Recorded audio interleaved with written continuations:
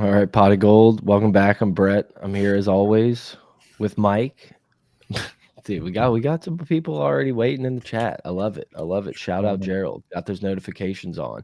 I'm Brett. I'm here with Mike as always, running the boards, moderating the chat, doing everything behind the scenes. Grant the intern. Great job this week, Grant. Thanks. What do you do this week? I don't know. He does a great job with the whole Schedule graphic release. schedule It is of who nice. plays. Do we It's on- rather it come out sooner than Saturday morning? No, that's fine. I just needed that because I knew I was going to be like dealing with family stuff and in and out of the TV. So I had to prep like a couple days in advance. Yeah. Sure. But do we prefer it to be as soon as possible for sure? But Yeah, like no pressure. Okay. Whatever makes you feel comfortable here, Grant. Like we're a great environment. You know, we're here to support you in any way we can. Hit us up on Twitter at Pot of Gold, at Gold Mike, at Grant the Intern. I'll never know your Twitter handle, Grant. You can find us. You know, you can find Grant if you need to find him. Those that are listening to potofgold@gmail.com. us know how to find us. A lot of we didn't talk about it. We didn't talk about it.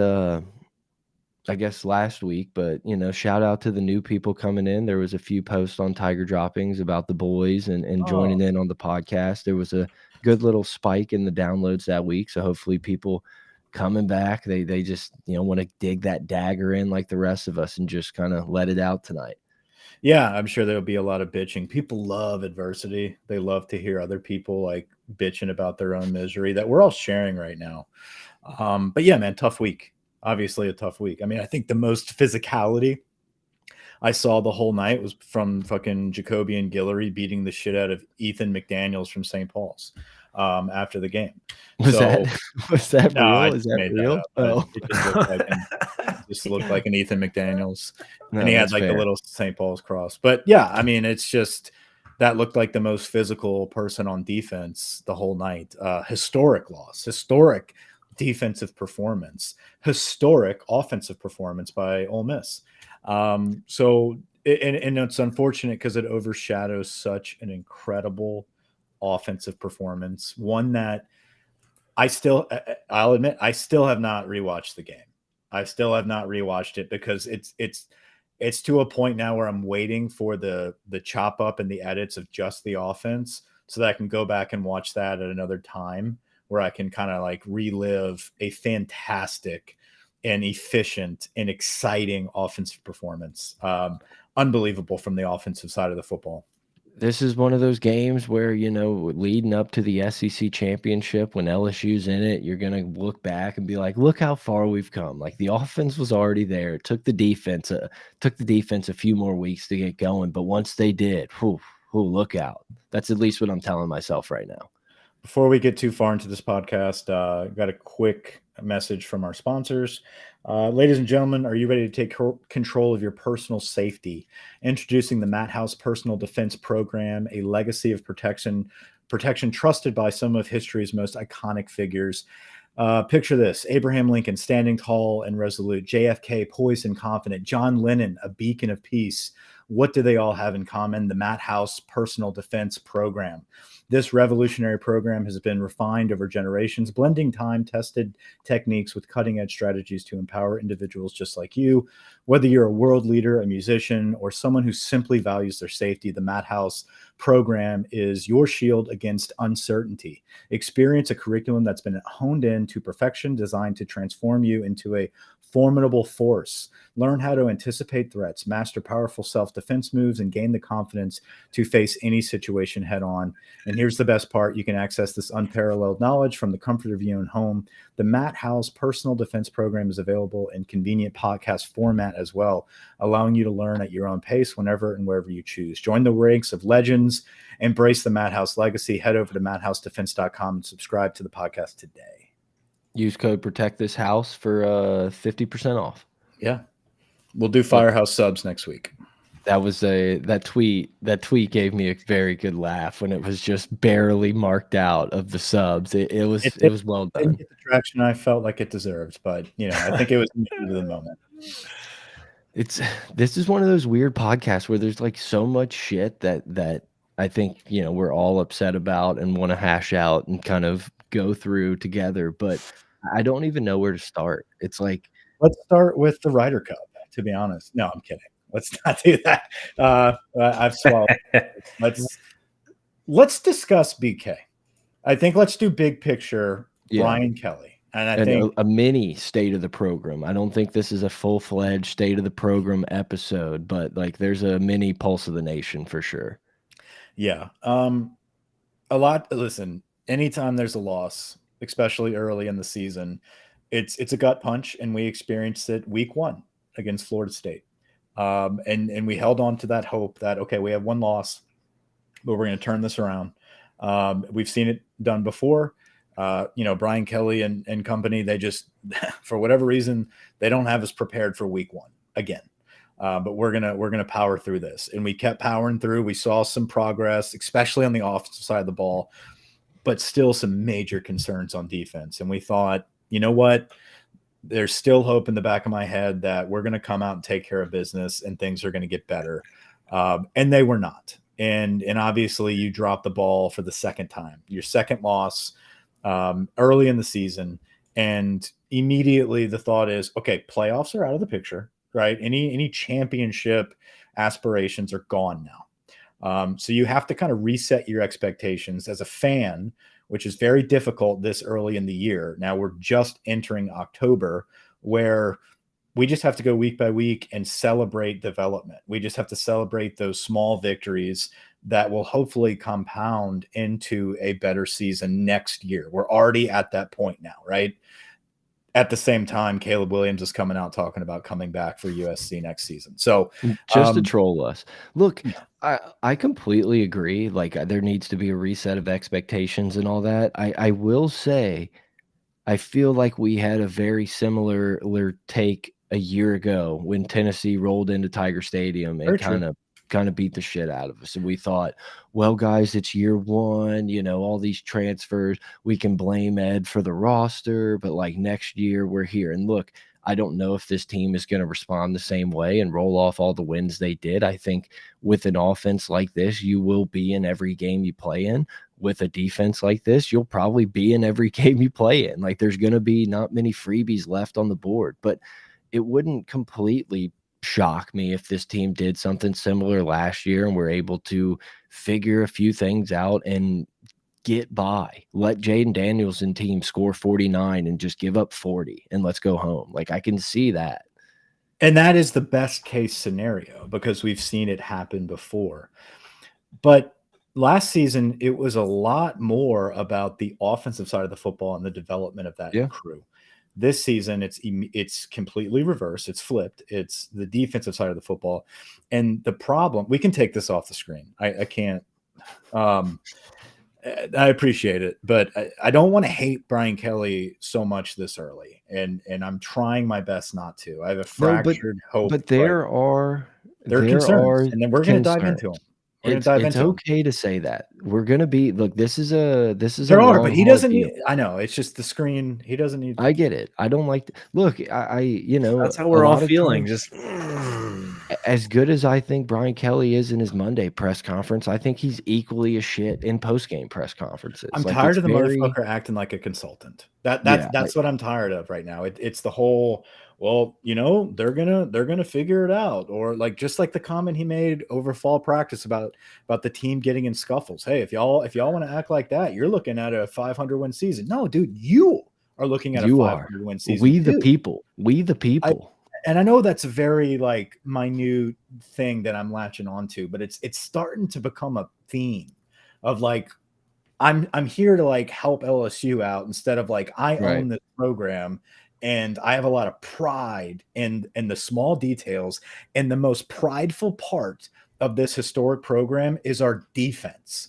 And so the fact that it's completely embarrassed right now to a point of historic levels, it's a sad state of affairs. I mean, and you gave up that historic data point to Ole Miss.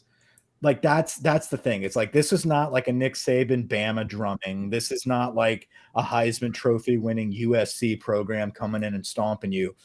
It's Lane Kiffin and Ole Miss. You know, with all due respect to Ole Miss, and like, you know, I thought it was a pretty embarrassing effort they put up against Bama, and they did the exact opposite against LSU. But it's like, this is a team that LSU should beat. Like, they were able to score at will, and we should have enough athletes to hold on for dear life on defense. It's like, there's a lot of talk about scheme and you know, people not liking how far we play off a corner or off of wide receivers, like everything down, combo coverages, which BK was a little miffed at that someone asked him a combo coverage in his press conference. But like, all of that out the window. If this team could just tackle and get off the fucking field on third downs, like, this defense would be completely serviceable. We have no ability to get off the field. It's like third down, we're doing fucking seatbelt gesture. Just like, guys, they're going for it. They don't think you can stop them. Like, T-Bob's rant about never do the fucking seatbelt thing again. No, it's like perfect. I agree. Like, stop fucking celebrating. Mason Smith, dude. It was like they got a first down. And just because like he made the tackle, he's like fucking like bowing up on the sideline to the Ole Miss people. It's like, dude, it was a first down. What are you doing? Like, don't do that until you get a fucking sack behind the line of scrimmage, dude. Yeah. But like, this is the issues that I have right now about last year and this year, and how like, okay, we're at 2 losses now earlier in the year. We don't know who our best players are. We don't identify our talent. And last season, there was an inherent excuse already built in. It's like, hey guys, listen, you know, Campbell's going to take his lumps. He's a true freshman. He's got to get his reps. We're all beating each other. We're all getting to know each other. Right. Emory is your right tackle, and it's going to take some time to develop, but he's the best guy we have. Jaden Daniels is the fucking quarterback. It's not Nussmeier. It's not fucking Miles Brennan. He left. Like, this is who we're riding with. They're going to develop. Like, the wide receivers are who they are. We figured out that Boutte was a flop, and we started targeting Neighbors, right? Like, and then as the season progressed, like, they turned a corner, they got better. And then now year 2, they are elite. We are not giving the defense that opportunity because we are rotating dudes in and out like crazy. We are flip-flopping on our schematic approach every week. We don't know. Our coaching staff can't tell the difference between Omar Spates and Whit Weeks' athletic ability. We cannot identify that Deshaun Womack needs to be in the game rushing the passer after the weekend performance he had the week before. Like, those are the issues that I'm having right now with having hope that this is going to improve, because we're like, this is 5 games in and we're still like, oh, well, this is all we got. Well, obviously it wasn't all you got. You started Welsh, who I understand he had a lot of blown assignments like in the second half of the football game. But like, if you play him in man coverage like you did in the first half of the game, that type of pass breakup play and glue on the receiver is what we've been missing. Well, how come how about get his feet wet in some of these other games? Like, it's like, hey, or keep him in. If it's Denver Harris and Welsh is playing the best for these 2 series, stick with your motherfuckers. Like, stick with your guys and keep rolling with it. If Ryan Yates understands blitzes and he can tackle, and he's a sure tackler, like, keep that dude in the game and take your lumps, but continue to improve. There's no consistency in our approach, and then our fundamentals are completely dead, shot. Just like you said, even if we are just sticking with the team that we have right now on defense and staying with everything else with the scheme that we have in place by Matt House, if we just do the basic fundamentals like tackling, this is a different conversation right now. There's still holes, there's still problems, but you win this football game and you have time. You afford yourself another week to fix the bigger issues at hand. But you've got minute, like, detailed issues like tackling, like playing aggressive. Like, dude, Duke plays harder than us, man. Like the talent gap there is wide, but like, we're not lining up on the line of scrimmage correctly. So you bring in a guy like Pete Jenkins at the last second, like, awesome, dude. Was he going to teach us some technique? Like, I get it. It's making a move, and I'm glad we made a move, but like, where the fuck was this 4 defensive line coaching changes ago from last spring? Yeah, I completely agree. Like, if you asked me what my biggest concern was, it's not what's Matt House's buyout or anything like that. It's like, feels like at the top we have no idea how to identify who our guys are. It's like the whole Matt House telling Brian Kelly, like, we got more than 11. It's like, I think you got less. Like, I think your problem is that you think you have more than 11. If we're going to give up 1,000,000 points, and just put all these freshmen out there, and I don't give a shit if Yates and Weeks don't understand assignments as well. It's like, it doesn't matter. The guys that are that quote unquote understand it aren't fucking understanding it. So it's like, let's give these young guys a shot before they just transfer out and go somewhere else. Like it's. I think Richard Dixon said it perfectly in the post game. Him and Hanny. It's the first time I didn't listen. I was so upset I didn't even listen to Hanny, my guy. Yeah, it was the first time I did, and you know, it for one, I had no idea that was Richard Dixon. I was watching the thing. I was like, is that Lyle Hitt or who is this? Brett Helms? But it was Richard Dixon. Anyway, but he talked about his kid in school, and it's like, there comes a point like when a teacher is saying like, your kid's just not getting it, your kid's just not getting it. But like when the whole classroom is not getting it after a semester, or it's like, it's time to look at what they're being taught and how they're being taught. This is on coaching, dude. This is a fucking coaching issue. Steeples and Kerry Cooks are in over their head. I think that Matt House is a good coach.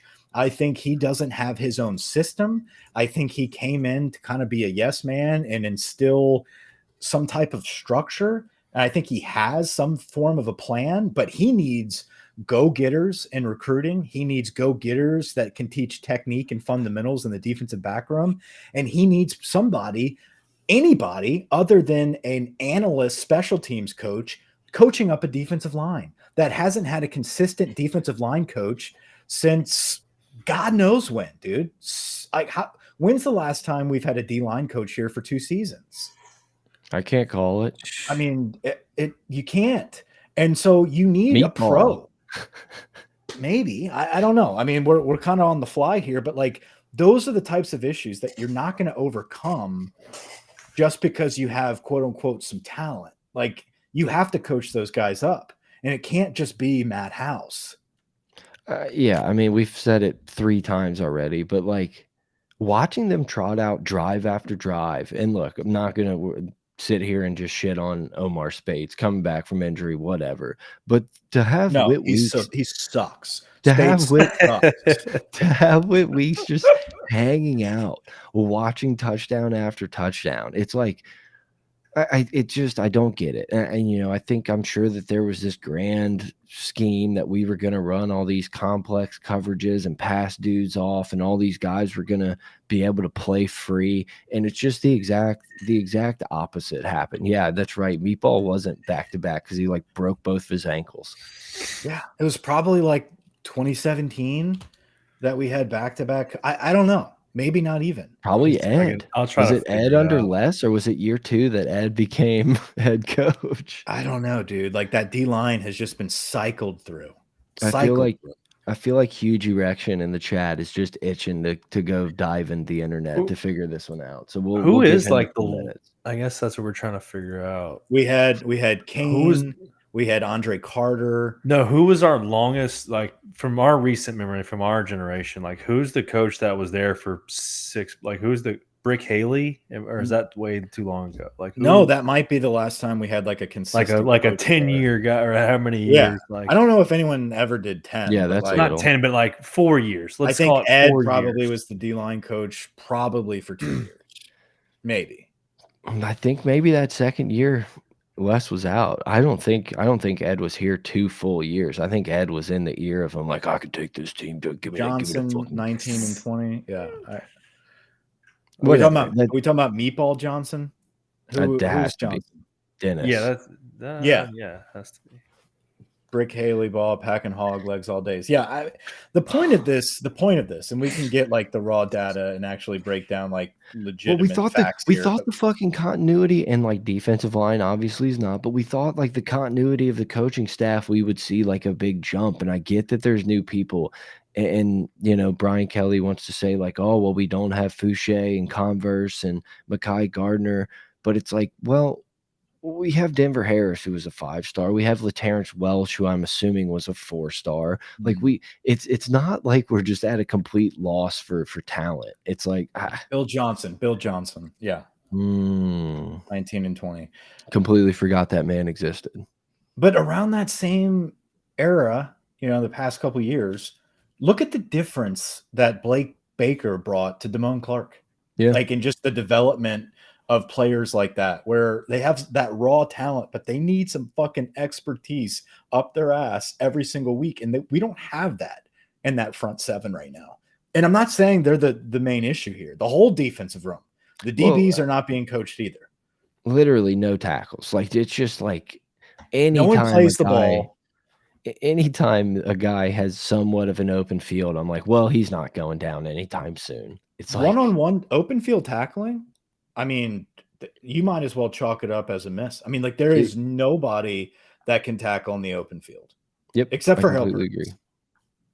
Yeah, no, like we were talking before the show. It's like I flip on the game and I watch, and it's like I never notice Harold Perkins out on the field, and I think that's a coaching problem. I don't necessarily think that's a Harold Perkins problem. No, what we decided to do was because of how sick and athletic Harold Perkins was last season for a handful of games, we decided to change our entire defense around Harold Perkins. Instead of, hey, this is the system we're running and this is where people need to play. Instead, we're going to showcase one player who is kind of a tweener, right? Like he couldn't catch on.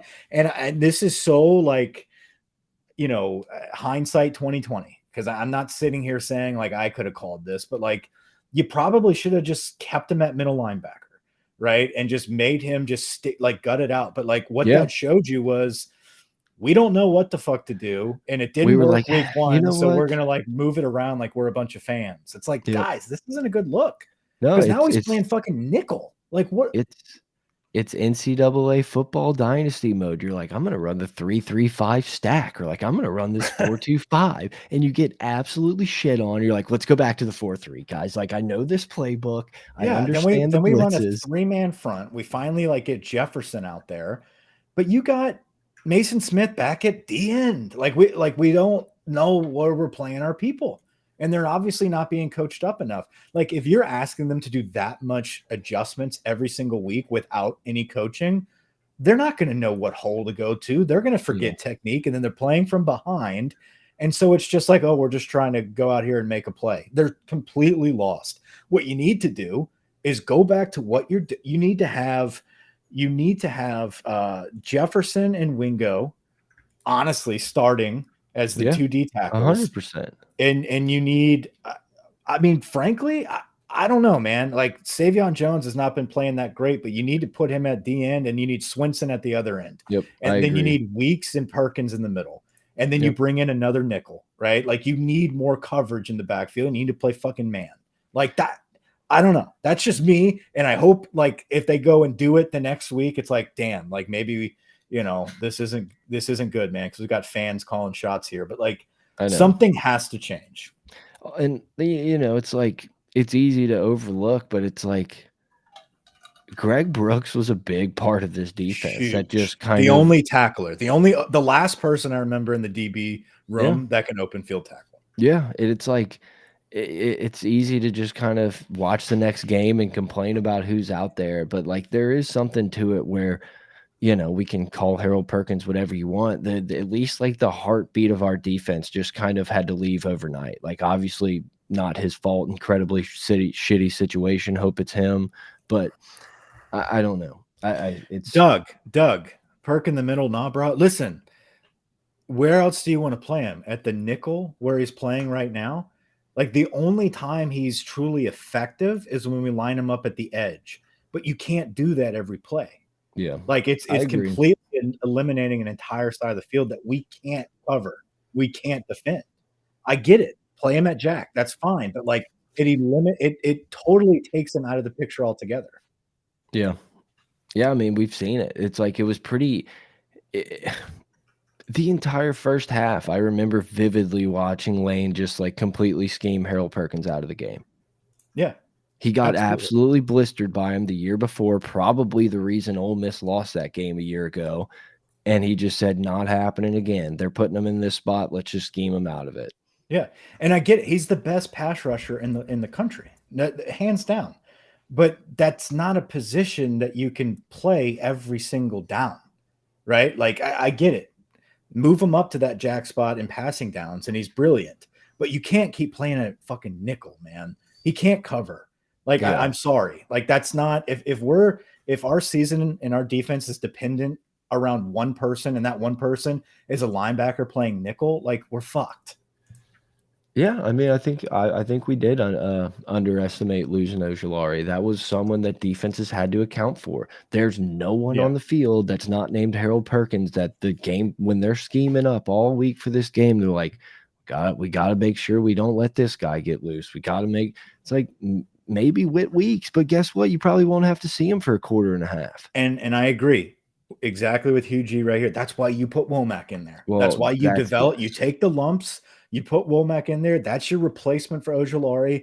He's gonna get beat up. He's a true freshman, but guess what? I guarantee you, you play him at least one snap last week, he's gonna record a tackle or But a pressure or a sack.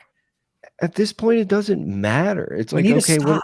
what are they gonna do? Run at him every play? It's like, oh, well, it doesn't matter. It's not like what we have out there stopping any type of anything. So it's like, might as well give this dude an opportunity. But you know, maybe he got his smoothie a minute or two late. I don't know.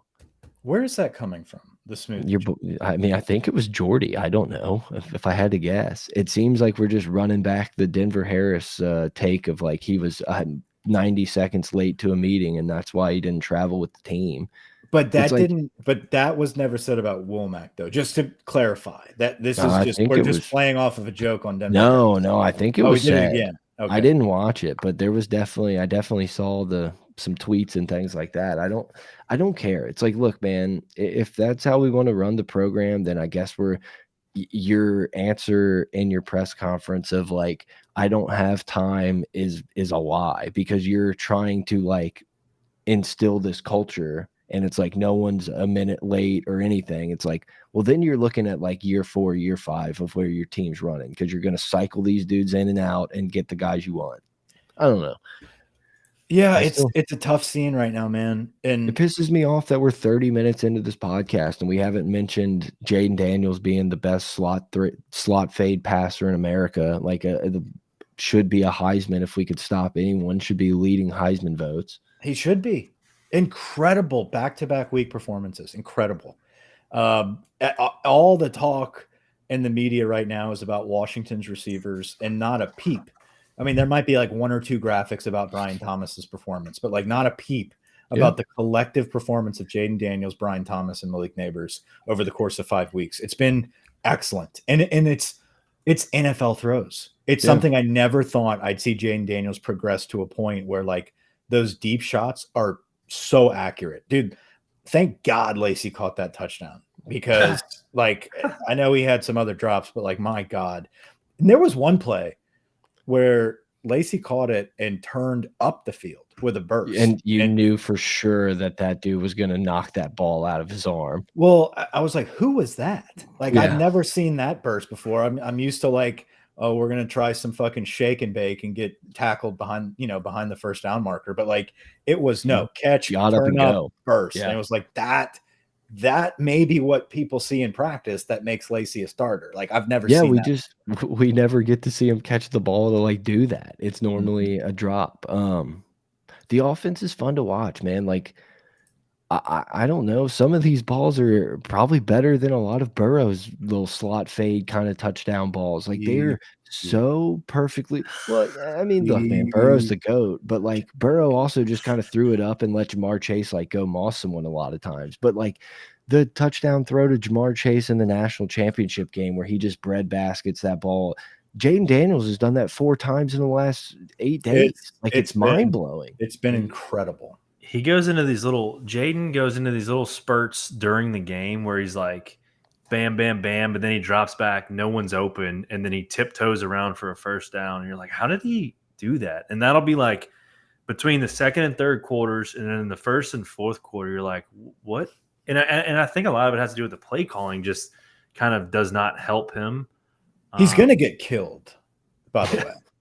He's going to get He killed. took a shot. But multiple. Like, and at To the same his time, credit, though, this is what his 5th year plan. Like, he knows. He to doesn't his give a shit. credit, he never limps off. The trainers never have to come check on him. Like He doesn't give a we shit. we don't give. I don't think we give him enough credit for like how tough this dude is, because yeah, he takes some shots, and it's never like, oh God, Joe Burrow's down. The Fiesta Bowl's toast. He just gets up and walks off. It's crazy. One of the best things I heard someone say this on a phone call this past weekend was he runs like a soccer player, like with the ball out in front of him and like kind of like leaning back, just like very high runner. He's playing soccer out there, but he takes a hit and gets back up. But the other thing that's really impressive about him, and it's an advantage to his physique, is like he gets so skinny through Gumby. Like, like he like when they say like a defensive end like get skinny and like flip hips or whatever, like he does that mid run. A lot of time it doesn't work, but like when it does work, you're just like, how the hell did he just squirt through that for another 10 yards? And he like tumbles forward, but it's like that was a dead loss, and he squirted through the line for like 10 yards. But it feels like he's never like pushing it. He's always like got that 80%, like he's gonna do something. He just kind of glides out there. It's fun. It's fun to watch. Obviously, he's a very smooth runner that just kind of glides very fast, almost like Jamar Chase, where you're like, are you just running like 80% routes like every time, but it's 100% like compared to everyone else? Like, are you trying? What if you like tried to run really fast? What would happen? He's always fucking open. But always open. He's just slobbering more over Jaden.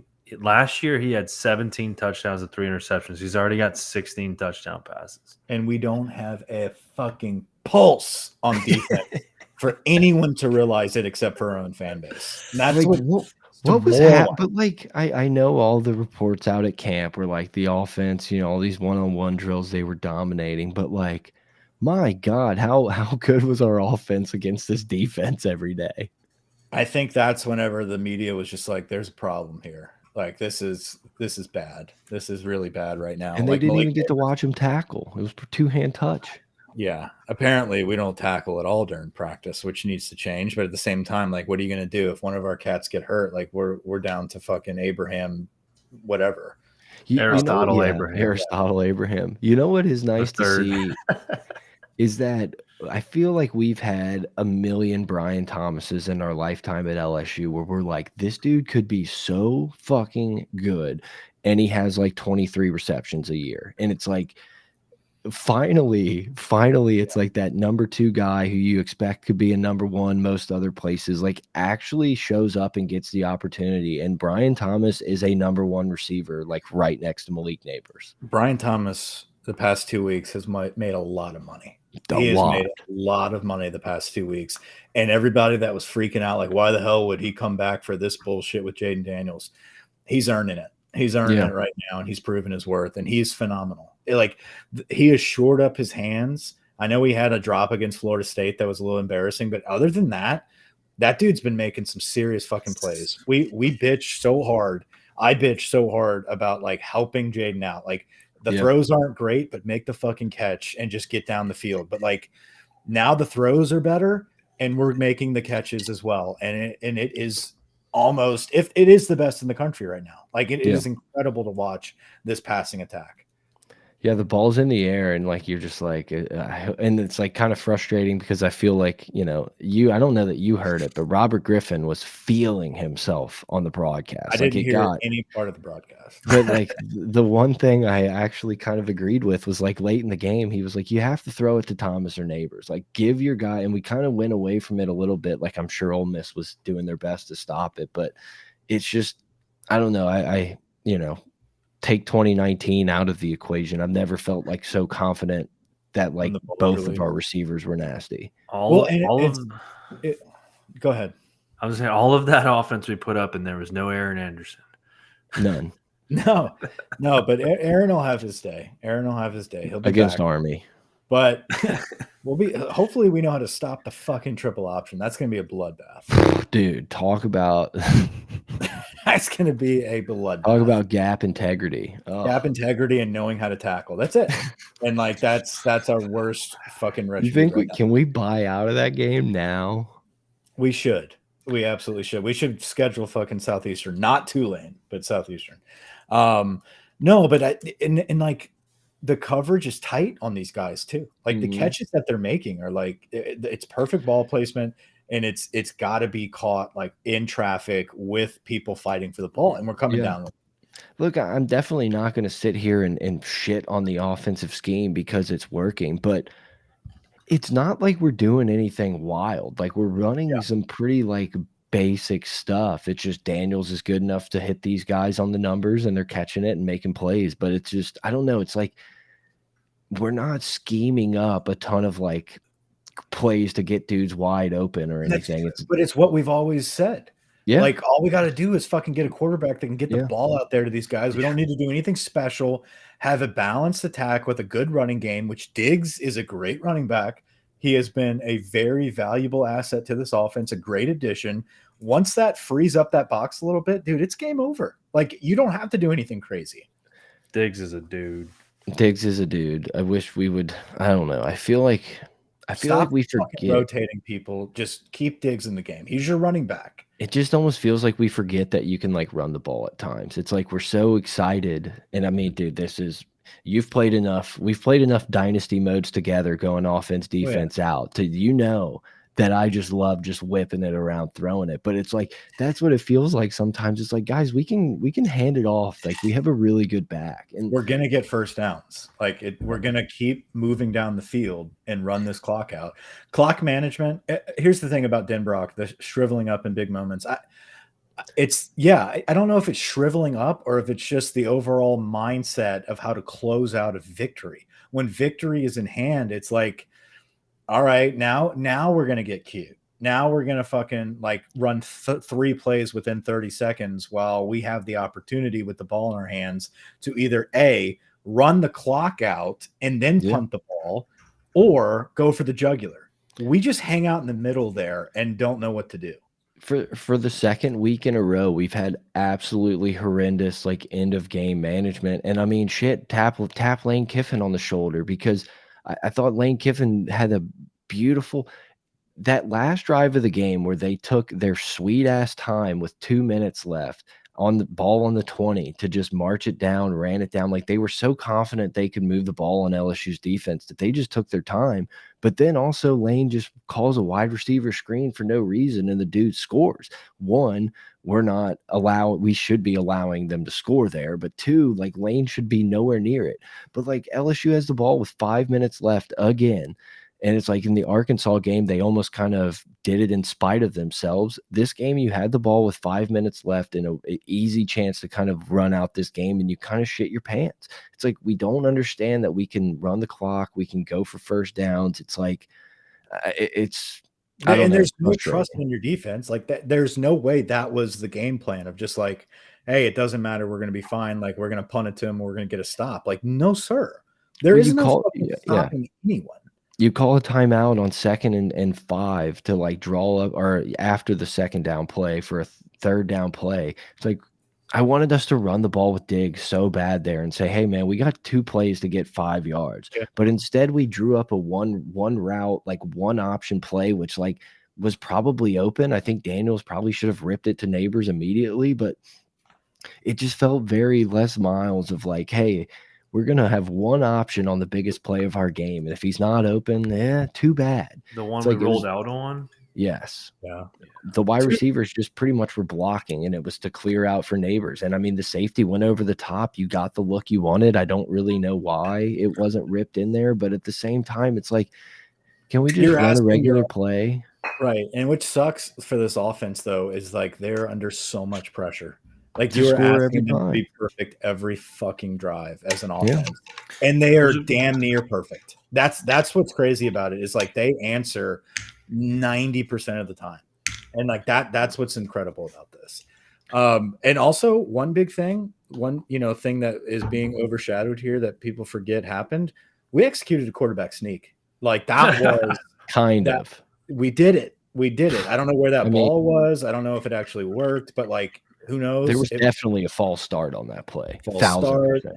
I don't know if it was a clean, snap. Who knows? But like we did it and we got in the end zone. So that at least tells me like we have practiced that at least one time. And that's great. Also, the Ramos flushed that ball right down the middle. I thought that was in. I was in a restaurant, couldn't hear anything. And of course, like I give a loud like boom just to realize that it was no good. I thought it was in. Same.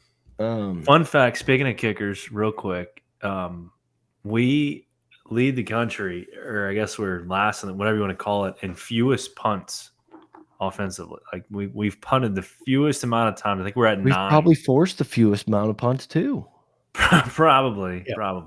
9 punts and those yards allowed on punt returns. But speaking of punt returns for us, like that's another microcosm of the issues I have with Brian Kelly. It's like once someone fucks up, like they're out of there, right? Like DB, if they're bad in coverage, it's like, all right, we're gonna rotate another guy in. Fucking Anderson drops one fucking punt return, and it's like, all right, we're done punt returning for the rest of the season. Not just that, from here on out. 2 weeks before the season started, he said he was one of the most natural punt returners he's ever seen. And then you just pull that after one fumble, like.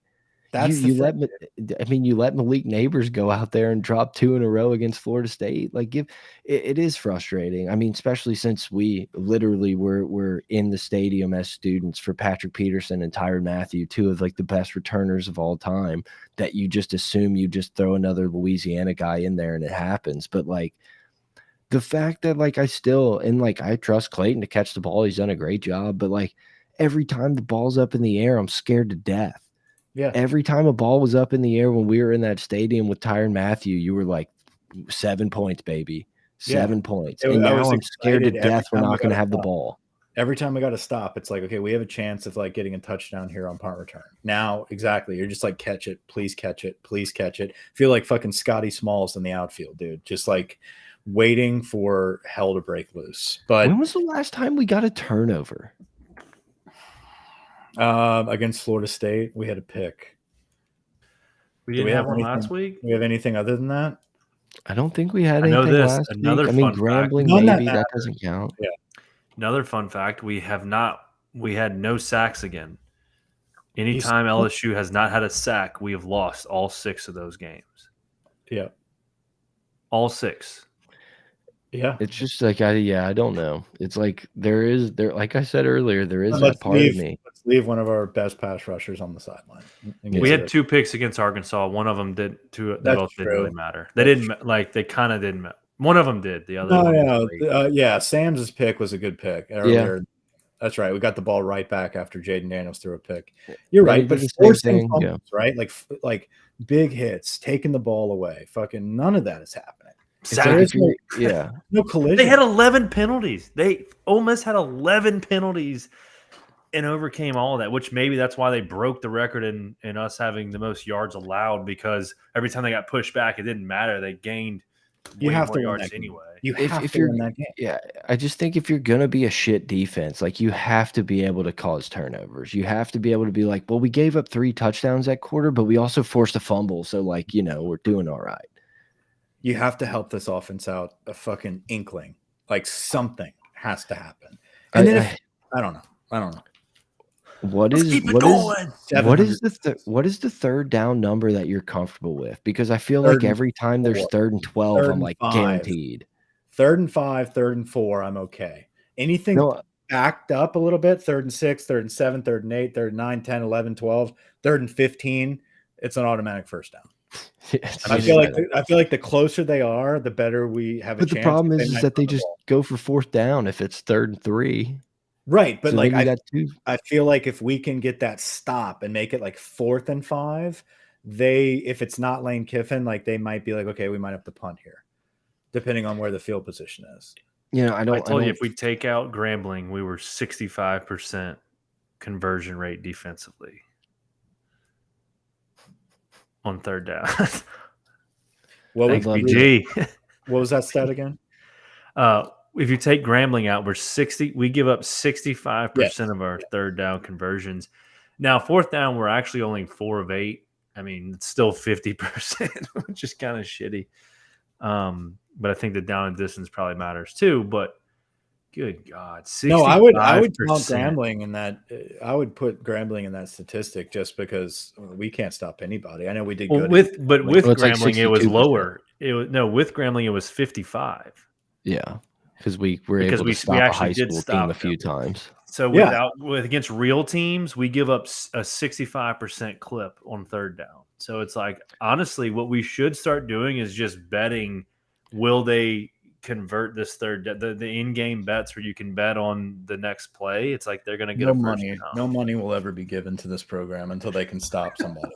Dude, it's possible, I and am like going you to know, cover we don't know who Nussmeier is. Maybe Nussmeier's awesome, but it's like it's possible if Jaden Daniels didn't come back, we're sitting here 2-3 right now. Mm-hmm. Yeah, we have Missouri this week coming up, boys. Missouri is the same Missouri we always know. They throw the fucking football. They have a wide open offense that they have always had, and they're good at it. And statistically, their defense is better than ours. I don't think they're going to stop us. But I don't think we're going to stop them. 75-62.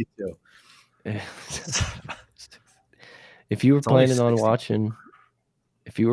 watching OU Texas, don't, because this game's gonna end up being tight. Like, I don't know. I don't think there's a magic pill for the defense. I think we're gonna see a lot of the same things, but I think, like with everything, you're not as bad as you think whenever you lose, and you're probably not as good as you think when you win. It's just one of those, I think we talked about this in the group chat over the weekend. It's so frustrating to know that we have, let's call it a top 4 offense in the entire country. And the national championship has never been this up for grabs. And because we can't stop anyone, we're just not even involved. Yeah. That hurts. Yeah, it's gut-wrenching. Like going into October with this type of offense and knowing that championship aspirations are non-existent. That's tough. I mean, I get it. Like, maybe you can pull off a miracle with two losses. This is not our last loss. Like, I love this team, but like, it's going to be very hard to run this tape. Yeah, like I said, I think LSU with this offense, LSU has the chance to beat every team left on their schedule, and with this defense, they have a chance to. I would throw man, the game's going to end up being 50-14, and this will sound stupid, but I would throw Army in as a team. I'm not comfortable with us guaranteeing that we're going to stop them. No, like, we got to tackle the triple option. We can't tackle. If they lose to house making, I mean, dude, I don't think Brian Kelly's making changes now. And maybe towards the end of the season, nothing changes. It's like, hey, guys, we're cleaning house. But I don't think we're doing a week 6, like taking the play calling from Matt Canada, who's taking some heat online here. But like, no, I do think, though, there will be wholesale changes on the defensive side of the football after the season, no matter how we finish. I think maybe House possibly gets retained. I don't know, but like all the position coaches are gone. Yeah, that's not happening. So that will happen. They're not staying. I do believe, though, like the reason I'm not confident moving forward is like the offense is due for a hiccup game. I mean, they're a great elite offense, but like they have to be perfect for us to stay in games. And like there will be. We love Jaden Daniels right now, but like Jaden is pretty inconsistent from a week-to-week basis. Like if there's still people ready to call for Nuss. Like there's still people sitting there at the keyboard just waiting. And that's the thing. Like I would love for Jaden Daniels to be this Jaden every single week. And if that is the case, like, yeah, you got a shot at making a run here. Yeah. But like you're asking them to be damn near perfect every single week. Can they do it? We'll see. But that's just a lot of pressure and expectations to put on one side of the football to carry us home. The defense has to step up. Am I hopeful that something will get figured out on defense? I am. I think maybe by the middle of the year, what is that, next week? Yeah, I was going to say, we're there, man. Week 7 or 8, who do you got? Fucking Bama? I mean, like that, like we're running out of time here to figure things out. And so I think it's one of those seasons. Brian Kelly doesn't have time, Michael. Look at him. He ain't acting like it. He Look ain't at acting him. like he's acting like he signed a fucking. Do I 8-year look like I contract have time? with 10 mil a year, where he can kind of just like develop this how he wants, and then we kind of stumbled into a great season every couple seasons. There's a part of me that's like almost okay with that, as like looking at like the macro view of like, well, year 4 through 6, like we're gonna be humming. But like the problem is that every team fucking sucks. Georgia's like there's no dominant force in college football. Texas can be beaten. Florida State, Florida State, the Florida State win looks worse and worse for them every week, obviously. Yeah. Like Georgia is fighting complacency hard. If they don't have Bowers, they lose to all. 100%.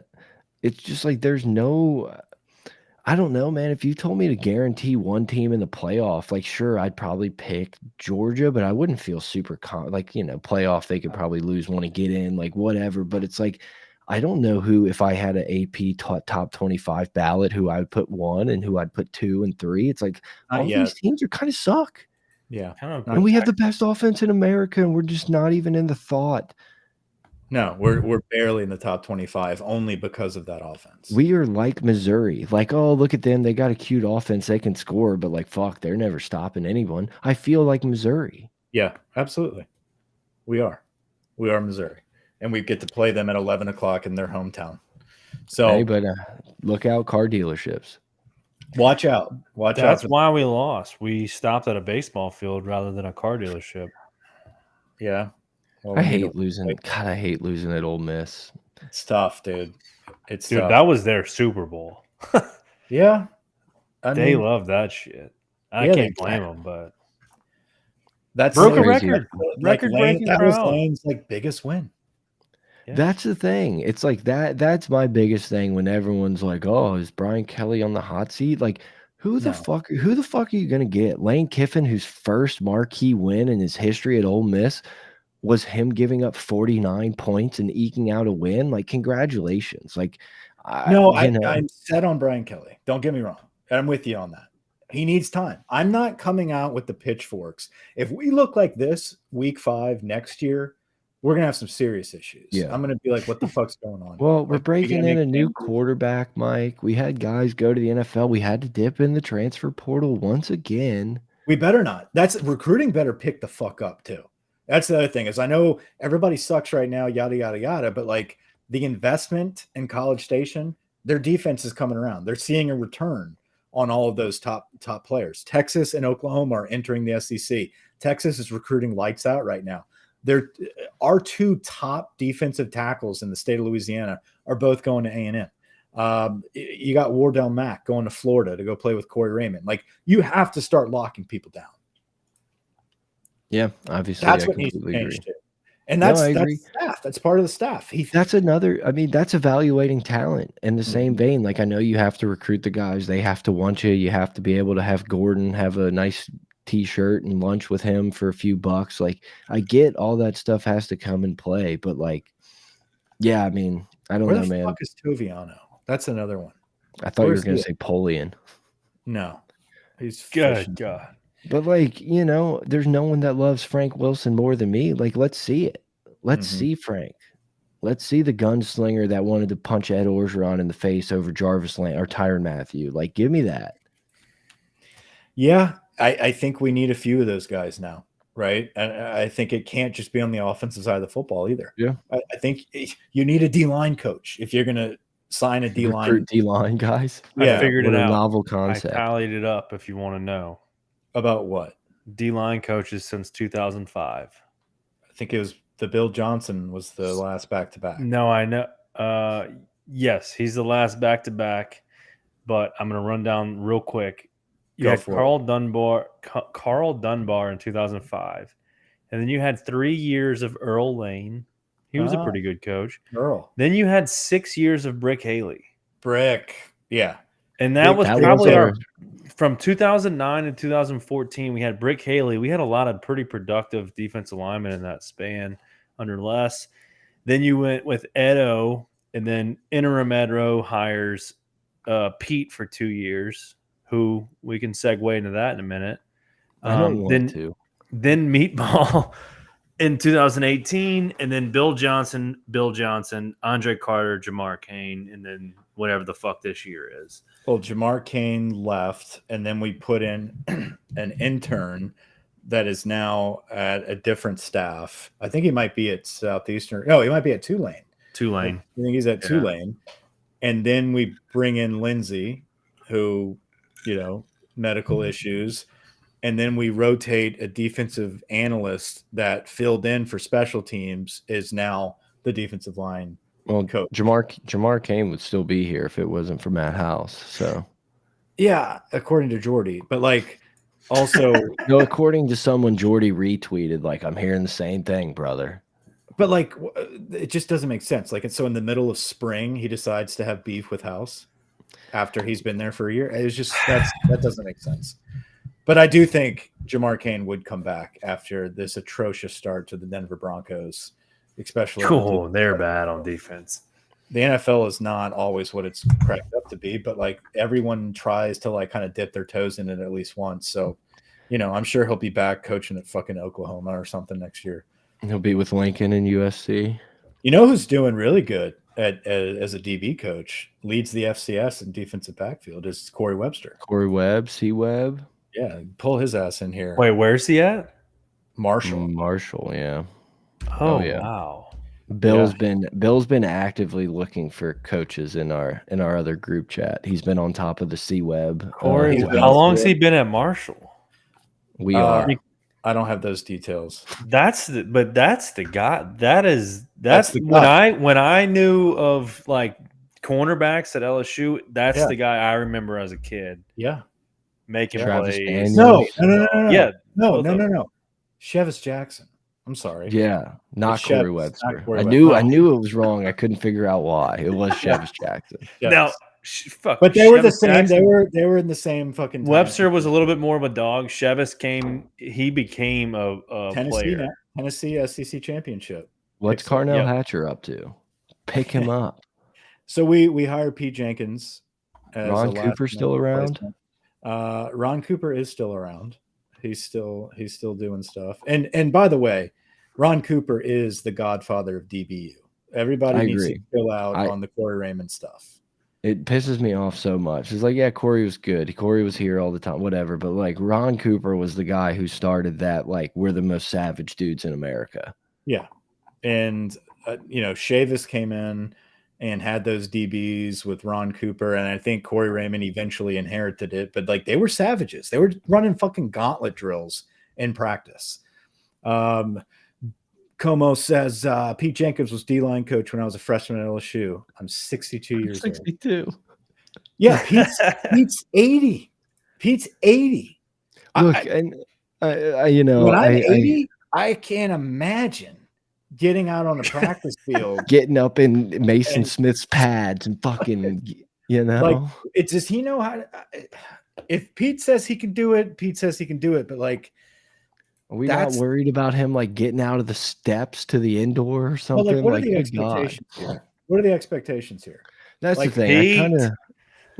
He's a cartoon character. 100%. I kind of took some shit on Twitter because Ed Daniels, who I feel never breaks news, which is pretty on brand that he's going to break Pete Jenkins. He probably got it in a quilled letter, but it's LSU hiring Pete Jenkins, and it just took me back to these Ed Orgeron, fucking Les Miles shit, where we just pulled the most random dude on the planet. We're we fixed it, boys. It pissed me off so bad. And it's I get it, whatever. Another voice in there. Pete Jenkins is, whatever. Our boy Trifo saying this was immediate impact hire, all-timer. But it's just one of those things good God, I thought we got Brian Kelly, who's this professional CEO, and really he's just Pete, what are you up to, man? I know. How are the Werthers? It is tough October 1st to go out and find some fucking D-line guru that's going to come in and fix anything, right? So I know I wouldn't put this as a reflection of Brian Kelly's ability to get coaches. Everything up until this point, though, has been shitty on the defensive side of the ball. So that is a reflection of him. But like this type of move should have happened the second Jamar Cain left. And I know we got Lindsey, but the second he's rushed to the hospital, it's like I need to start thinking about who can come in and be an interim. And it was Ed, but Ed was busy. Yeah, Roback. He's the head coach. Just taking like beach condo videos, like giving Dave Aranda high fives. Like, did you see that one? That was good. I did not see that one. He's like up on his like balcony of his like beach house, and he's like scanning. He's like, Dave Aranda, good friend of mine, got a W. And like, dude, it's so good. How incredible. Here's the thing about Brian Kelly. Like, you know, and this might be a controversial take.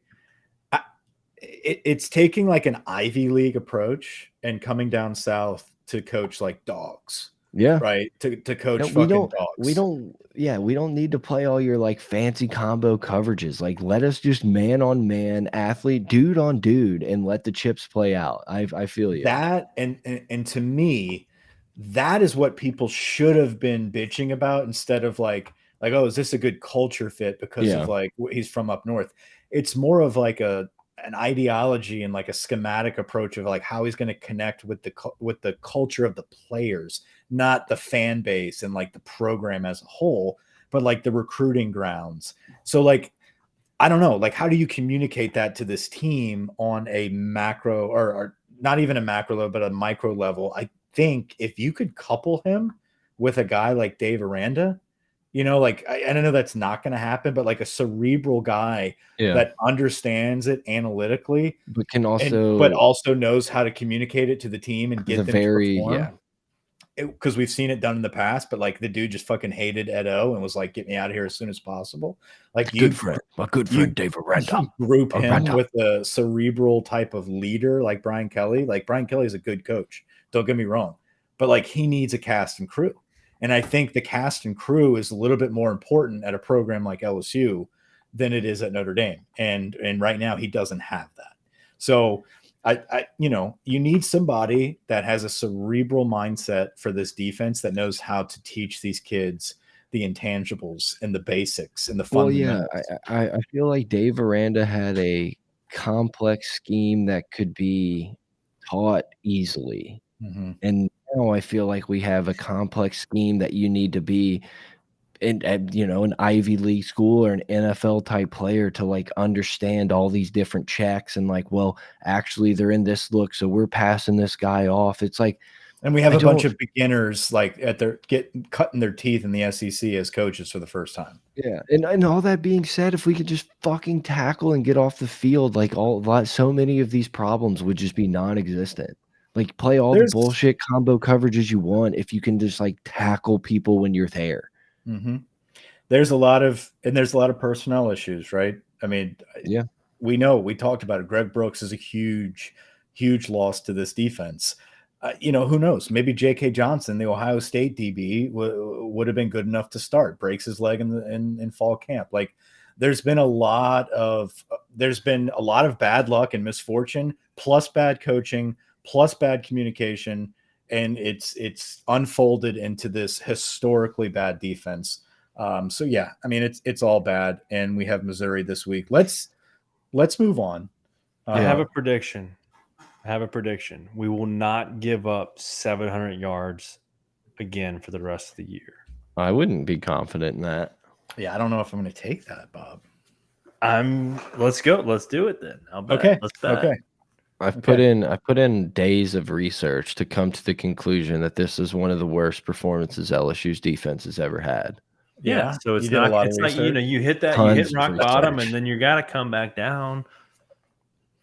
Tons of research. I don't think we'll give up 600 yards for the rest of the season. Dude, Army could do that.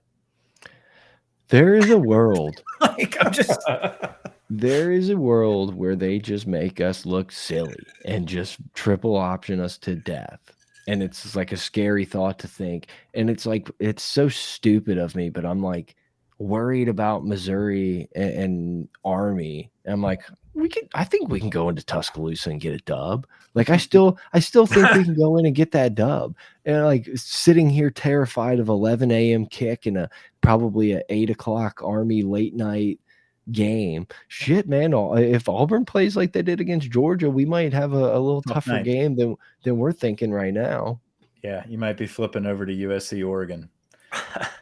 I think that's that week, or maybe it's the week after that. Might be Oregon. I can't call it. I can look it I don't up. know. Give me a second. There's a big Pac-12 game that same Which night. week? Next week? October 14th. No, 2 weeks. That's election day. That's Oregon, who's playing. Washington, not Okay. USC. Ooh, that's a good game. That's Great a game. 2:30 That's game. the over. Ooh, you know what you may have been thinking, Michael? University of Southern California at Notre Dame, 6:30. Now, this is like not this coming week. This is the week after. This is Auburn week. But couple big Pac-12 games the Auburn weekend. whew, that's nice. Let's go through some of this weekend slate. I guess we can do what we always do and kind of just recap some of the highlights and the buffoonery of this past weekend. I don't know. I was so caught up in our game and our loss. I think that really took the cake. But like, anything exciting happened? I mean, USC, Colorado. I think I think Colorado put up a chance. It's like, it's just so, it kind of sucks because I don't get to enjoy as much, like laughing at Alex Grinch and USC's defense when knowing like 6 hours or 4 hours later, I'm going to watch possibly a worse defense. But it is always nice to see. Georgia Auburn, I would say, was probably the biggest game of the weekend. Auburn put up a pretty good fight and got Brock Bauer to death. Yep, Auburn put up a fight. I mean, that's one of those any given Saturday type of games, right? I want to one day we need to go to an Auburn game. It seems like a fun environment. Like, I want to go see that stadium. I'd almost rather go to like an Auburn, Georgia, or like a game I'm not affiliated with to take it in. Take it in.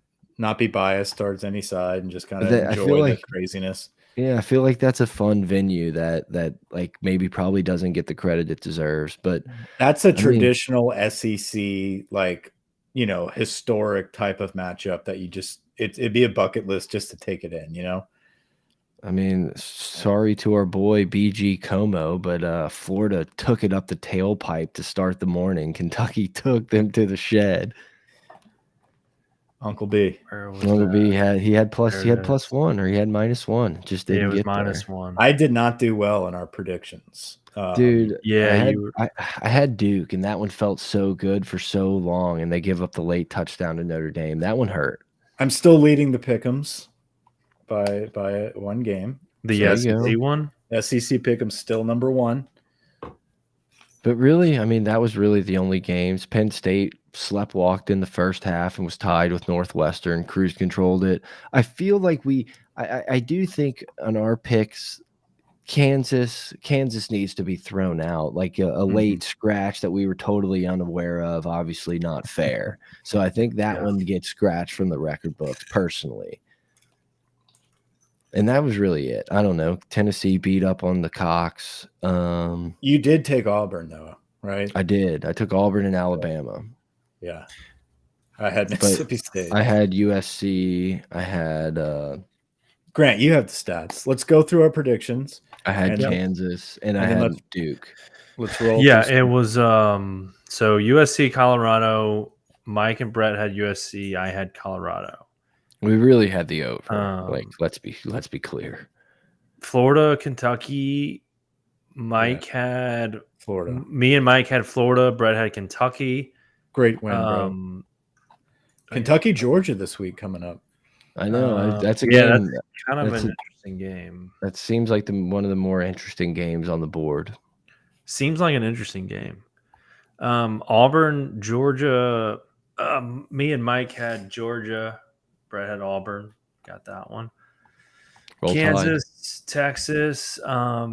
We all had Kansas. Yeah, it doesn't count. Scratch it. I can see that. We could put a little asterisk there. If we all got it wrong, just it doesn't count. Well, because the quarterback. Notre Dame, Duke. Me and Mike had Notre Dame. Brett had Duke. So that's stolen. That's a stolen value cover if I've ever seen it. Did y'all watch the Duke? The last drive or let's go win this little thing on Twitter. No, I saw it. I didn't care. I didn't click it until someone was like, "This is pretty." Like people were just hyping it up, and I finally watched it, and I was like, "Oh, it's actually kind of cool." because they took the audio from the headsets of the like going into the final drive of the coaches talking, and I was like, damn. I wish we had more. I wish we had more of the last 5 minutes of the LSU game. To see what I don't know if you don't. want to hear that. I don't. I want to hear it. I want answers. But like, I mean, Mike said it perfectly 30 minutes ago or whatever. Like flipping over from our heartbreak to watch the last 6 minutes of this, I was like, holy fuck, Duke's defense is everywhere. Yeah. Like, what am I watching? It's coaching. Why don't we just hire their defensive staff? Literally, like if you think I wouldn't be down for Woodward to go with a sack of $5 million and just Lloyd Christmas hand them out to everyone at Duke.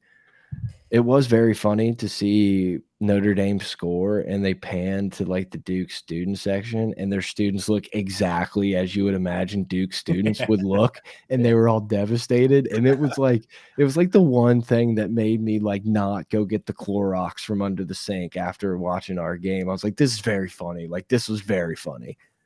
Did you hear the Hartman story from Dave Portnoy and the T-shirt situation? Yes. Like no one wants them now, you fuck.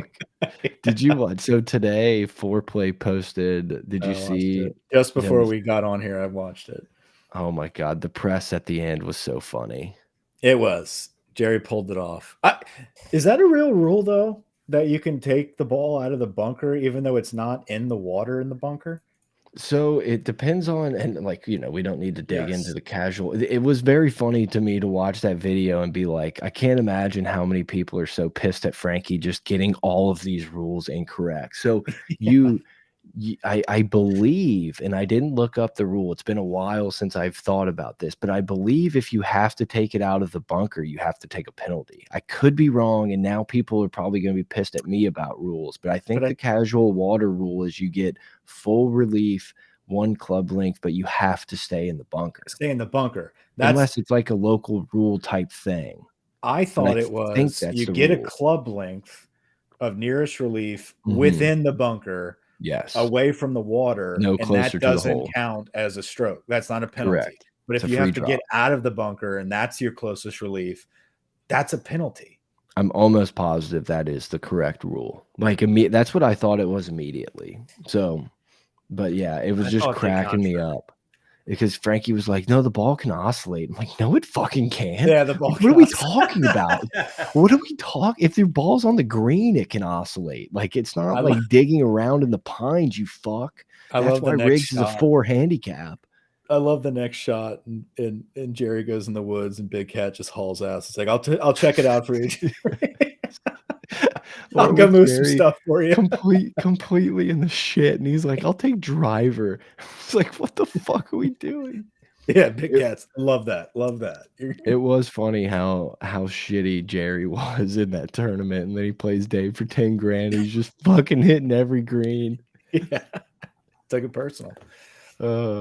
Yeah, that cheered me up a little bit, but yeah, I mean, I think that's pretty much it for what do we got this week? Games. Bedlam and LSU game are your marquee 11 o'clock. Maryland, Ohio State, 2 undefeated. Not, I mean, it's not a game, but every time again, you keep BYU all over again. There's something about Maryland. We keep saying that no one's good this year. Well, shit, why can't Tua's brother beat Ohio State? You know what I mean? Like, there's something. I don't know what it is, but like something about Maryland. It might be their helmets. Every time I watch any of their games, like they make me physically sick. Like there's something like watching Maryland. Suck to watch. It's just like I can't watch this game. This is making me sick. Gives me a headache. Remember that one time they came out with like that tortoiseshell helmet that was so sick, and I think they got beat by like 100 and never wore it again. Yeah, I think about that way too often. Yeah. So that's your 11 o'clock. And then in your 2:30, it's really locked in on Alabama, Texas A&M. You have Washington State, UCLA. It's okay. Virginia Tech, Florida State. I'm so conditioned to not give a fuck about the Pac-12 games, and it's really upsetting because they're good games. This is the year where like you got to pay attention because they're fun. I'm just literally conditioned to see that and just be like, nah. They have good quarterbacks. Hopefully, Michael Penix can go to the Saints. What? Peanuts. And Yeah. then So OU. Let's talk about these games for a quick second here. yeah. OU Yeah. Texas is an interesting game right now.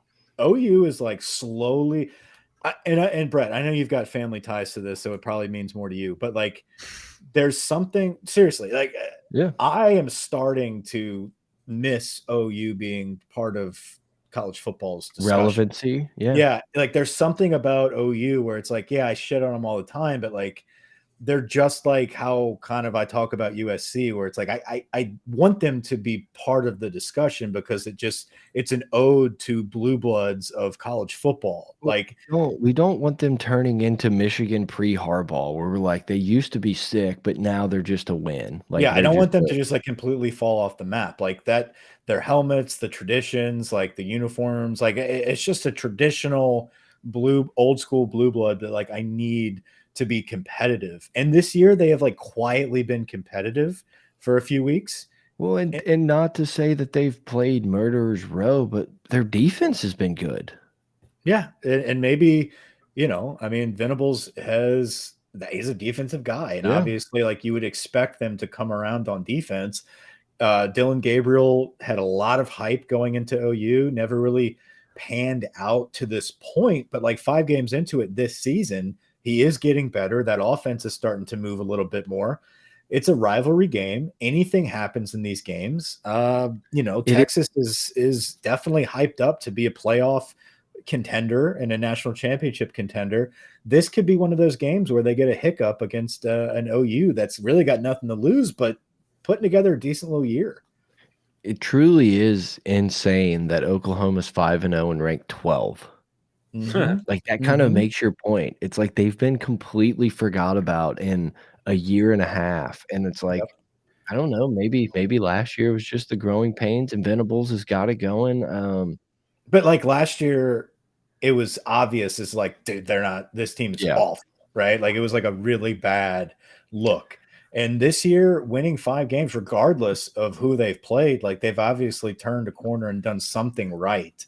Yeah, I think Texas is the better team. Like if you made me make a pick, like just money lined, I think I would take Texas, but I like OU in this spot. I think it's the I don't know, we'll learn about them. I think Texas is just more proven, so you would kind of lean with them, but we'll learn who Oklahoma is on Saturday, I think. Bama and A&M, Bama at A&M. Preseason, this was like my big upset of the year. I had A&M taking down Bama. Max Johnson being thrown in the fire, it's like I've seen him do that before. I've seen him like be thrusted in the middle of a game and pulled it out, and then like buy hope of just like, hey, this guy's pretty good, and like, he can drill a slant and he can make those.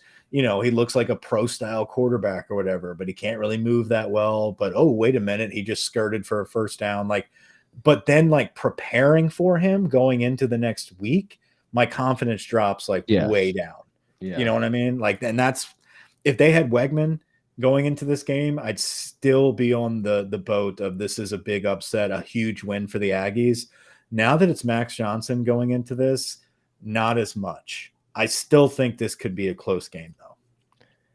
Yeah, and I mean, weirdly, I feel like A&M has almost always played Alabama close. Sure, I'm sure there's some Alabama blowouts in there, but it seems like even when you just like laugh at A&M, they kind of show up to this game, which hopefully the same with LSU this year. But Alabama is everyone's Super Bowl on the schedule, and teams play their best against them. But I'm not picking against Alabama.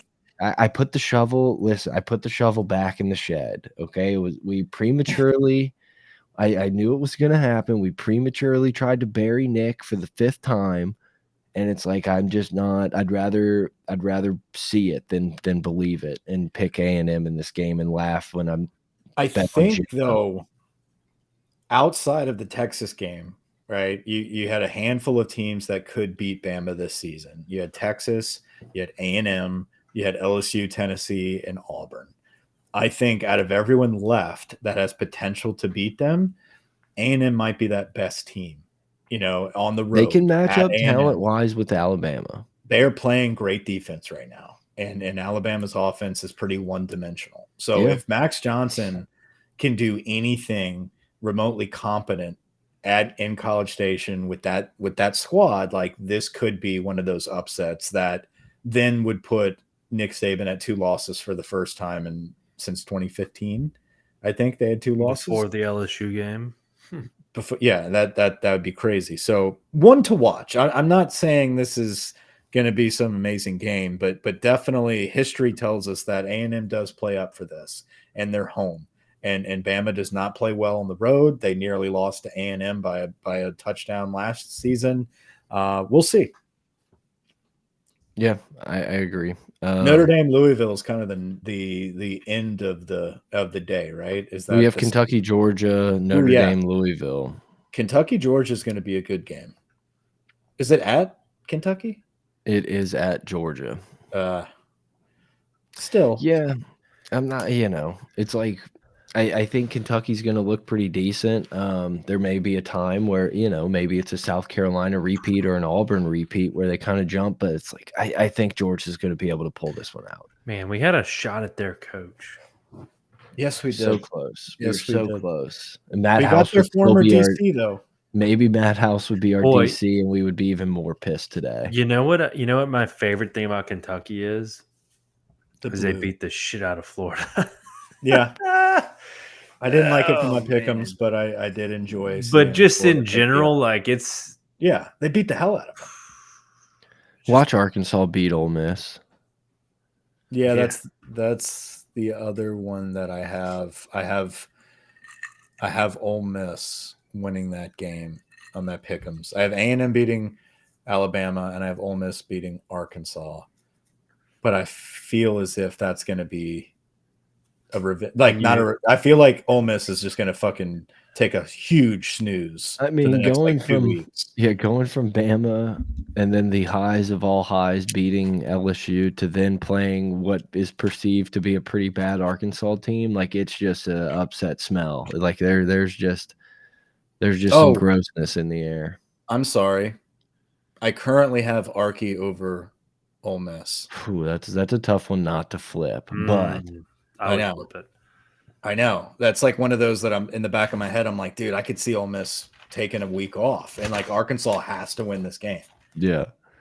But also, Ole Miss is probably so much better than Arkansas. Yeah, and but I don't know. It's hard to flip that though, And then at 9:30, you get to watch USC Arizona. Hope to not fall asleep at halftime. So Louisville's actually pretty good. Yeah, I mean, I think this is the game that everyone's going to watch Louisville for maybe the first time to see if they are or not. Not saying they didn't play good defenses, but Notre Dame's offense hasn't blown me away. Everyone's talking about, Hartman for Heisman. They have this great offense. They scored like 10 points and 21 points in their last 2 games. So it's like, I don't see why Louisville couldn't hang around in this game, make it interesting. Yeah. I watched them last Friday against NC State. They won me a few bucks. Really. Let's go through some lines. That's all we care about. Like what we're going to do OU Texas? Yeah, let's do OU Texas. All right, hold on. Let's see. Let's pull them up. So, Kentucky's schedule is kind of brutal. Let's pull them up. Can we do over-unders, or are we strictly doing spreads? You can do whatever you want. We can do over-unders. Whatever you want to do. Whatever you want to do. But let's start with Oklahoma, Texas. You can't do both. I was about to do both. Yeah, I don't know why I said that. You can do both. Can we pull it up? Yeah, here it is. We got it. This is week 6. Texas is a 6.5-point favorite. 11 a.m. kick. Cotton Bowl, Dallas, neutral site. Half burnt orange. Half. Did they call it crimson? I don't know. Half Oklahoma red. Can't call it a shootout anymore. It's a rivalry. Minus 6.5. What's the over/under? 60. I'm going to take Oklahoma plus the points under 60. I'm going to go with the over. I'm going to go over 60. Y'all are making this shit pretty complicated, but God Okay, so forbid. Mike's going over 60. It's And his Brett's pick for going this under. game. If only this Brett's was, like, going recorded. under 60. I'm going with Texas. I don't know. Well, hold on. Write down us first. I did. You said it was confusing though. You got Brett's pick, OU plus. No, I 6.5. have Mike. Oh, so y'all are picking both overs, unders, and Don't spread. have to. You can pick whatever you want. I just like the under in this game. Okay. If I were betting this game at 10 a.m. on Saturday morning, I wouldn't bet Oklahoma. I wouldn't bet Texas. I would take the under and hate myself for it. I'm going to But go Texas minus 6.5 over 60. it's a big game. All right, that's what I don't care to bet Ohio State, Maryland. I don't think we should throw the LSU game. Wait. You're getting ahead of yourself. I'm taking Texas's points, but we don't have to bet the over and unders. Y'all are just You betting don't it have for the to. fuck of it. I mean, Yeah. it's Brett, on the did you record. pick? Wait, Brett, did you pick? I know that's why I'm speaking He out picked loud. the under, and then he picked we're Oklahoma. and the you points. know, timeout. Like, put them in the penalty box. I'm not doing this right now. Like, it's not that hard. No, wait, OU no, and I the didn't hear under. what you said. I'm trying to type it. Oklahoma next plus game. 6.5. I got it. Next game. Maryland. No, we're not doing that one. He just That's said that's the game of the day. No, it's not. No, it's not. Let's do Bama, A&M, Kentucky, Yes. Georgia, Yes. Notre Dame, Louisville, Yes. and that's it. Yes. All right, Bama. A&M. Where's it at? I'm about to hit in stream. There we go. All What do we right. got? I Read it can't. I can't take Texas A&M. I'll take Bama minus 2.5. I can't read any of this, so y'all got to read it out to me. Help me. Alabama 2.5 over under 46.5. Alabama minus 2.5. I want to take Texas A&M so bad. If this was like 5, how about Nebraska plus 3.5 at Illinois? How about it? I'm going to ride with my pick. So I have A&M beating Bama. So I'm going to go with the points here. A&M plus 2.5. I like it. I like feel it, like but if I'm this going was- with Bama. I'm going I with feel like if this was 5, I like would it. take Six your A&M. guns. I've got the money line, so like I might as well fucking. I'm so Not contradict emotionally. myself. I'm just too emotionally invested in like praying that Alabama loses that I don't want to just like put the pick on it also because that No, just doubly hurts. That's a fair play. I will there. be maybe the one time this year I will be actively rooting for Jimbo to get it done. Yeah. I mean, the best scenario for us is Jimbo to stay put in A&M forever. Yes. Petrino as his Derek Panamsky, right hand man, doesn't get to call plays, but he's got a binder. Yeah, 8-4, 9-3 every year. So are we good? Kentucky, Georgia. Yeah. I actually really like the under in that Alabama game too. I will not take it, but So Kentucky, Georgia is 14.5. 14.5. Over under what? 48. 48. Yeah. Who Yeah, is 40. this? 48. I got Kentucky with the points, 14.5. I agree. I like Kentucky. I mean, dude, this is just a replay of the Auburn game. It's like Georgia hasn't looked great. One game they will end up looking incredible and make us all kind of look dumb. I'm just going to but, go like, with Georgia just to be against the grain there. And I like the over.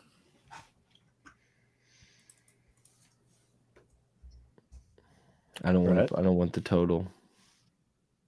I do. Brett? I don't want the total. No total for me. Just no Kentucky. total. Everybody hears that? No total. You got me roped into these totals, and I'm having fun with it. Who'd you pick? better. You got Kentucky in the points? Mhm. I took. You got Georgia. No, I took Georgia. Yeah. Who did Brett take? He took Kentucky. Who can Okay, just say at making this sure. point? Just making Literally, who can fucking say? This feels like the LSU defense. All right, Notre Dame, Falling. Louisville. Notre Dame minus Fourth 6.5. quarter drop. Notre Dame minus 6.5. And then the over under is 54.5. 54 just- even Yeah. 54 even. on Tuesday.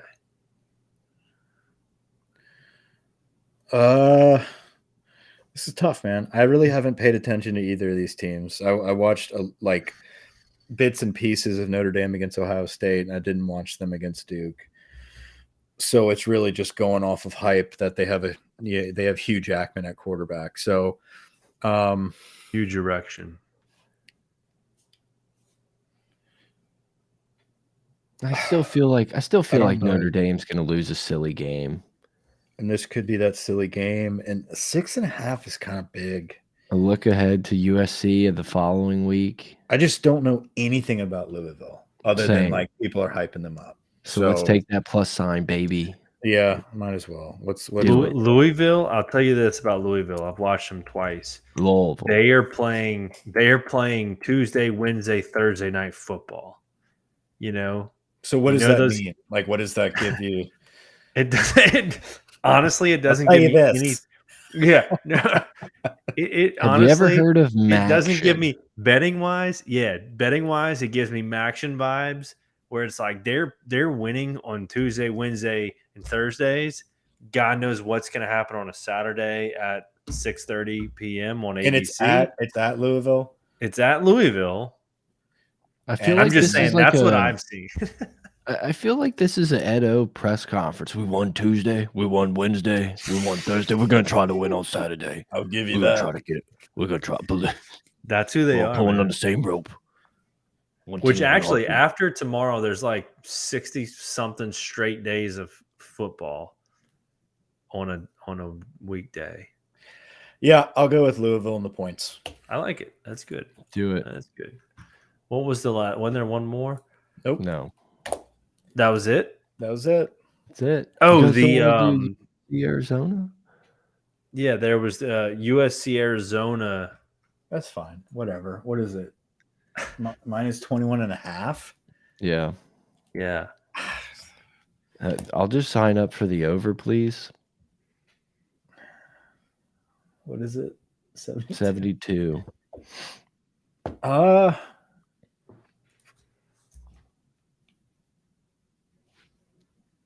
I'll go with Arizona in the points. If you made me take, if I had to not take a total, I would take Arizona too. But it's like, USC is going to score. So if you think Arizona's going to cover, it feels like you kind of have to get to there, I'm going with USC.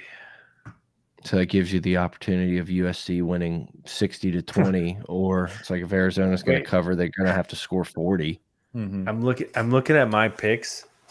I have here. 30. Listen to these names. I have Texas, Bama, Georgia, Notre Dame, USC. Big Yeah, blue dude. blood guy. You're really you putting it Drake. all out there, dude. Putting it all out on the line.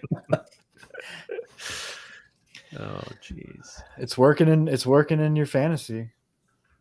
Hey, Leading the charge, dude. Although Seth had the show off, 170 points. Yeah, he went all out. He's undefeated too. Biggest competition. For now, dude. Well, it's early. All right, guys. Hopefully Tiger Droppings doesn't explode at 12:15 on Saturday.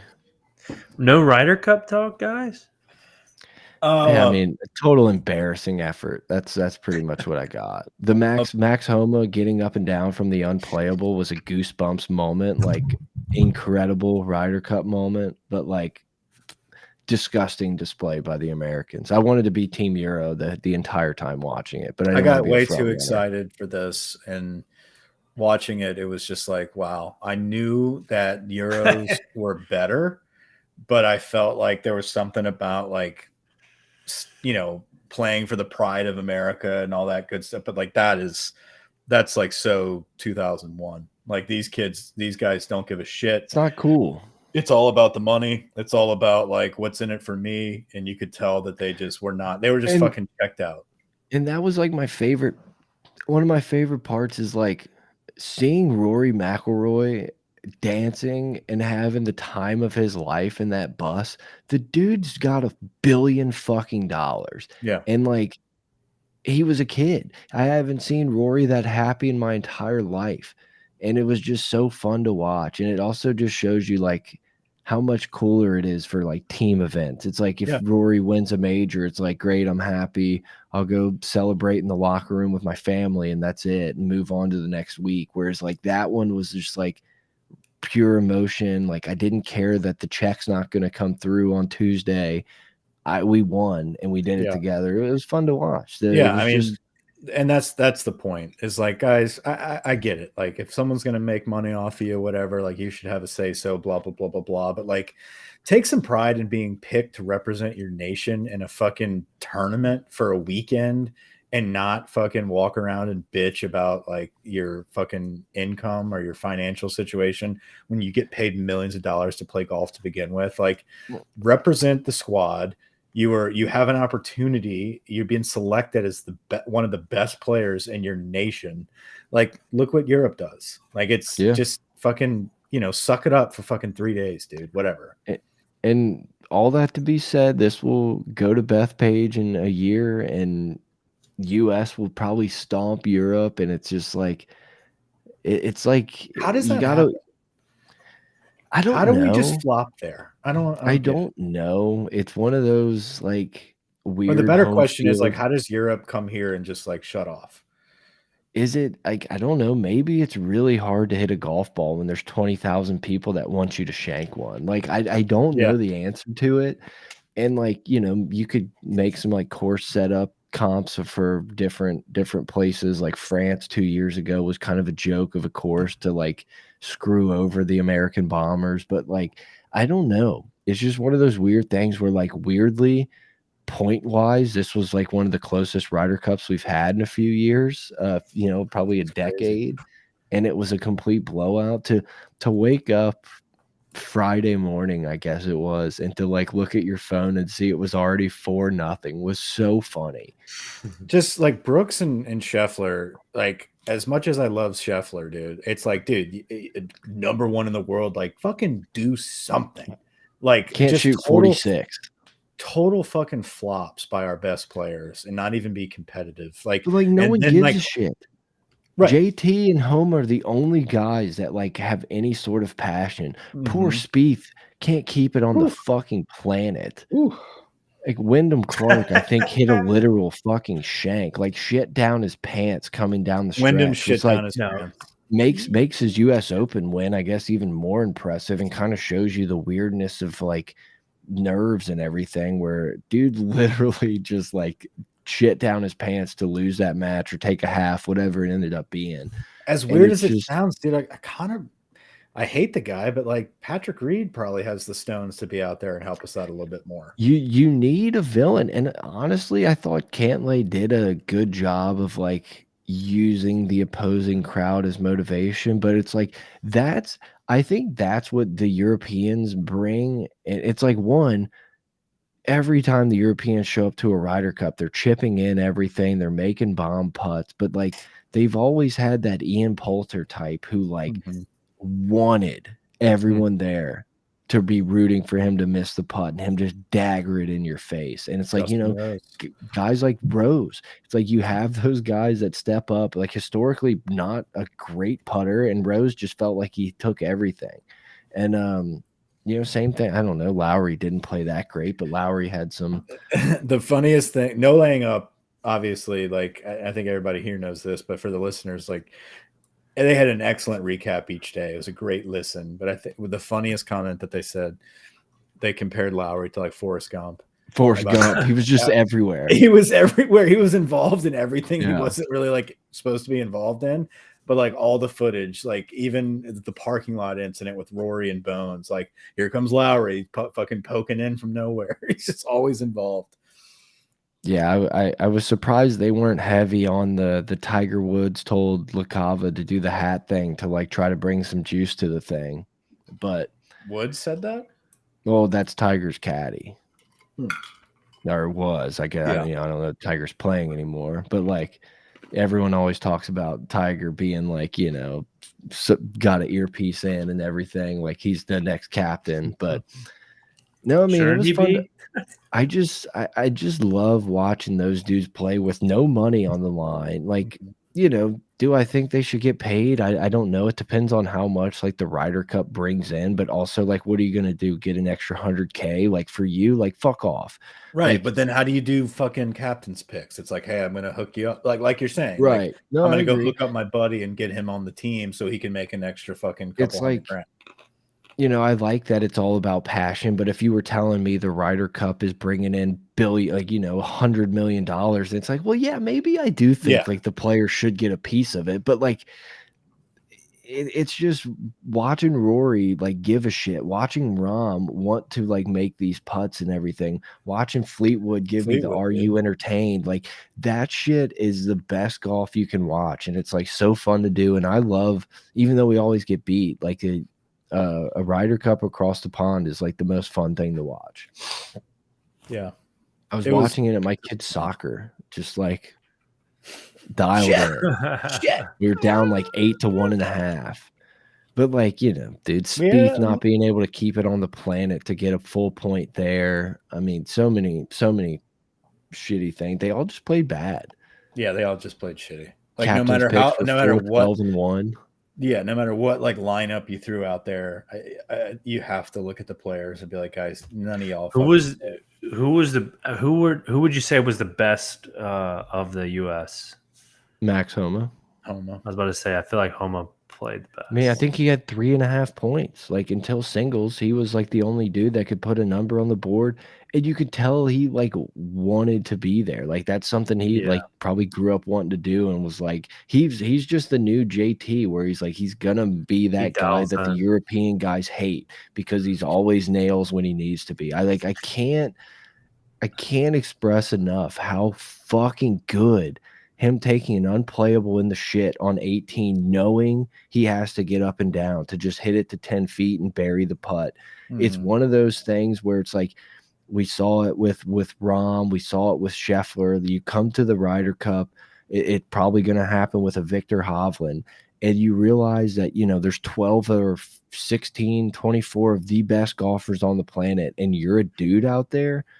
All of a sudden you start rolling in majors and you start rolling in these tournaments. And I can see that Yeah. for Homa and Hovland. Hovland's true. nails right now. He's playing. I mean, he's playing some so really good. golf. So good, dude. The way he strikes the ball better than anyone out there, and that's saying something. Mhm. And his short game is now improved. Like he's Serviceable. playing- yeah. It's not a complete thought- detriment. I thought Morikawa actually played pretty well. Well, considering- one round. One round he did. Yeah. He got blistered on Friday. Well, everyone did, but yeah, I agree. Well, yeah, but I mean, it was weird to see him be like almost the forgotten man of the team. Like when this Yeah. dude we thought was, you know, the next Rory. Well, I forgot Fowler was even on the team. I mean, dude, Fucking Ricky with his water bottle. I loved everyone being pissed about him giving the putt. It's like, dude, Ricky wanted no fucking part of his 8-footer. None. Mm. I don't really blame him. Like to hit that ball in the water is such a job. That is that's tough. And I mean, I think Homa, It brings you back to reality. I would These never. these guys are all human. yeah, and I think Fitzpatrick put it in the water and Homa followed him in there. But it was cool. It was cool to see Homa win because you were like, okay, like I know we're not going to get this done because like Spieth is going to blow this. Ricky, like one of these dudes is not going to win the match. But it was really cool to kind of see him hit that big putt, and all of a sudden the scoreboard is completely red, and you're just like, oh, I don't know, Jim. I don't know. Miracles can happen, and they didn't. But yeah, nonetheless, it was disappointing loss. It was a disappointing start. When you start just that fucking flat, and it's just like LSU season right now, dude. When you get all this hype and you get it ripped out immediately in the beginning of the fucking round, it's like, You got to claw back. you got to claw back. Just, and like, are we gonna have a chance to claw back? Do the kids give a fuck? Do these guys give a shit? Like, we're all tuning in. October's for pretenders. Never forget that, Mike. Yeah, we're gonna wait till November to get back on track. Exactly. All right. All right, guys. See y'all against Missouri. Over and out. Gross.